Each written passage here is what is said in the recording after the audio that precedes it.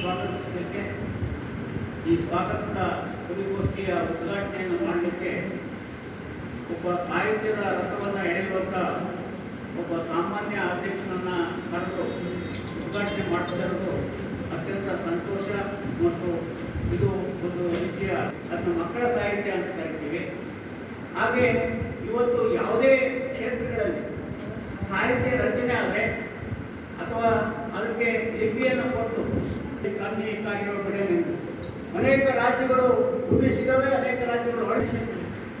ಒಂದು ಕನ್ನಡ ಸಾಹಿತ್ಯ ಪರಿಷತ್ತಿನ ಅಂಗ ಅಂತ ಹೇಳಿರುತ್ತಾರೆ.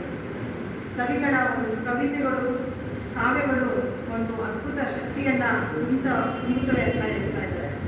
ಹಾಗೆ ನಮ್ಮ ಕನ್ನಡ ಸಾಹಿತ್ಯಕ್ಕೆ ಒಂದು ಶಕ್ತಿ, ಅದು ಅದ್ಭುತವಾದ ಶಕ್ತಿ.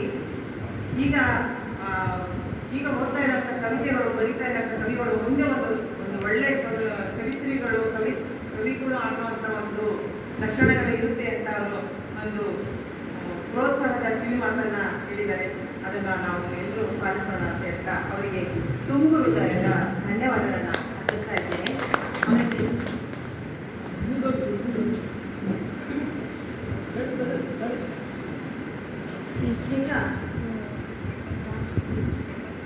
ಈಗ ಉಪನ್ಯಾಸ ನೀಡಲಿದ್ದಾರೆ ತೆಲುಗು ವೀವರ್ ಪ್ರೊಫೆಸರ್ ಅವರು.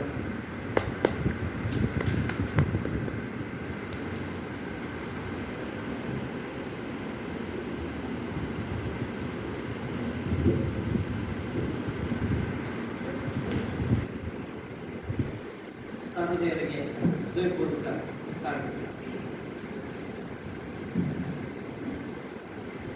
ವೇದಿಕೆ ಮೇಲೆ ಆಸೀನರಾಗಿರುವ ಈ ಸಮಾರಂಭದ ಅಧ್ಯಕ್ಷರು ಹಾಗೂ ಜಿಲ್ಲಾ ತಿರುಪತಿ ಸಾಹಿತ್ಯ ಪರಿಷತ್ತಿನ ಅಧ್ಯಕ್ಷರಾಗಿರ್ತಕ್ಕಂಥ ರಾಜಶೇಖರ್ ಗುರುಗಡ್ಡಿ ಅವರೇ, ಯುಕ್ತವಾಗಿ ದೀಪ ಬೆಳಗುವುದರ ಮೂಲಕ ಕಾರ್ಯಕ್ರಮದ ಉದ್ಘಾಟನೆಯನ್ನು ನೆರವೇರಿಸಿ ಅತ್ಯಂತ ಔಚಿತ್ಯಪೂರ್ಣವಾದ, ಅರ್ಥಪೂರ್ಣವಾದ ನುಡಿ ತೋರಣವನ್ನು ಕಟ್ಟಿ ಕಾರ್ಯಕ್ರಮದ ಉದ್ಘಾಟನೆಯನ್ನು ನೆರವೇರಿಸುತ್ತಾ ಕಾವ್ಯಕ್ಕೆ ತನ್ನದೇ ಆದ ಅಂತಃಶಕ್ತಿ ಇದೆ ಅಂತಕ್ಕಂಥ ಶುಭಕೋರಿ ಮಾತನಾಡಿರ್ತಕ್ಕಂಥ ಶ್ರೀ ಬಿ ಅಮದೇವಪ್ಪ, ಜಿಲ್ಲಾಧ್ಯಕ್ಷರು, ಕನ್ನಡ ಸಾಹಿತ್ಯ ಪರಿಷತ್ ದಾವಣಗೆರೆ ಅವರೇ, ಮುಖ್ಯ ಅತಿಥಿಗಳಾಗಿರ್ತಕ್ಕಂಥ ಶ್ರೀ ರಾಮಚಂದ್ರಪ್ಪನವರೇ, ಶ್ರೀ ಮಾರುತಿ ಶಾಲೆಮನೆಯವರೇ, ಎಂ ಬಸವರಾಜ್ರವರೇ, ಶ್ರೀಮತಿ ಸುನೀತಾ ಪ್ರಕಾಶ್ರವರೇ, ಬತ್ತಲ ಮಹಾದೇವಪ್ಪನವರೇ, ಮೈಸೂರಿನ ಹಾಸ್ಯ ಸಾಹಿತಿ ಕಮಲಪ್ಪನವರೇ, ಎಲ್ಲ ಕಾರ್ಯಕ್ರಮಗಳಿಗೆ ಸದಾಕಾಲ ಪ್ರೋತ್ಸಾಹವನ್ನು ಕೊಡುತ್ತಾ ಕವಿಗೋಷ್ಠಿಗಳಲ್ಲಿ ಭಾಗವಹಿಸ್ತಕ್ಕಂಥ ಎಲ್ಲ ಕವಿ ಮನಸ್ಸುಗಳಿಗೆ ಶರಣ.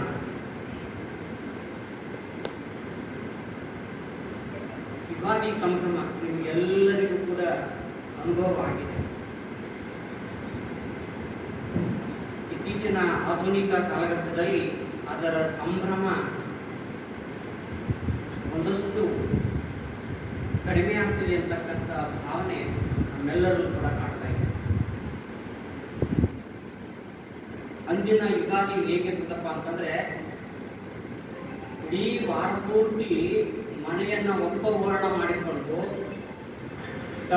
ತಳಿರು ತೋರಣವನ್ನು ಕಟ್ಟಿ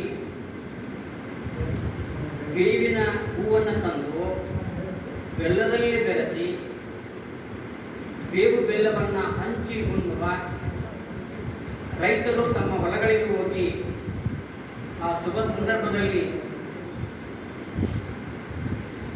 ಹೊಲಗಳಿಗೆ ಹೋಗಿ ಬೆಳೆ ಹೂಡಿ ಹೊಲವನ್ನು ಹದ ಮಾಡತಕ್ಕಂಥ ಪ್ರಸಂಗದ ಆರಂಭದ ಕಾಲಘಟ್ಟ.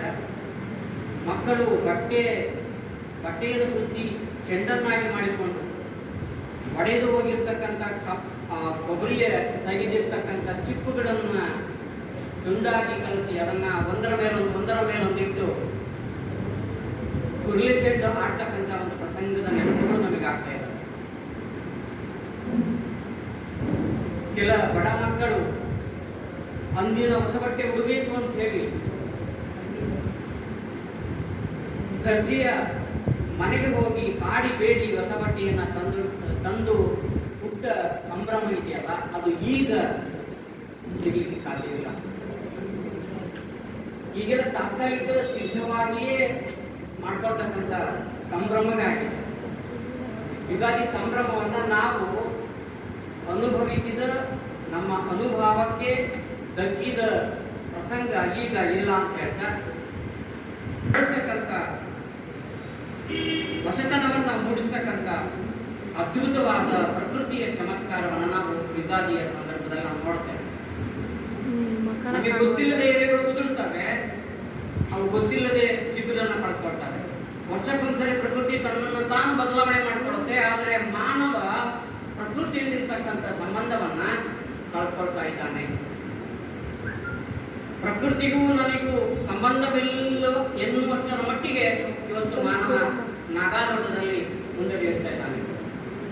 ಚಂದ್ರಲೋಕವನ್ನು ಹೋಗಿ ಬಂದ, ಆದರೆ ಯುಗಾದಿಯ ಸಂಭ್ರಮವನ್ನು ಹೇಗೆ ಆಚರಿಸಬೇಕೆನ್ನುವುದನ್ನ ತಾತ್ವಿಕ ನಿಲುವಿನಲ್ಲಿ ಕಾಣದೆ ಹೋಗ್ತಕ್ಕಂಥ ಇವತ್ತಿನ ಮಾನವನ ಜಗತ್ತು ಈ ಅದ್ಭುತವಾದ ಪ್ರಕೃತಿಯ ಚಮತ್ಕಾರವನ್ನ, ಇಂದ್ರಜಾಲಿಕ ಪವಾಡವನ್ನ ತಮ್ಮ ಅಂತರ್ಮುಖಿಯಾಗಿ ನೋಡುವ ಕಾಲಘಟ್ಟ ಈಗ ದೂರ ಆಗ್ತದೆ ಅಂತ ಹೇಳಿ ಭಾವಿಸಿದ್ದೇವೆ. ಅದು ಕೂಡ ಇಲ್ಲಿ ಅದರ ಸೊಬಗು, ಅದರ ವೈಶಿಷ್ಟ್ಯತೆ ಅಪ್ಯಾಯಮಾನವಾಗಿರ್ತಕ್ಕಂಥದ್ದು ಯುಗಾದಿ ಸಂಭ್ರಮ.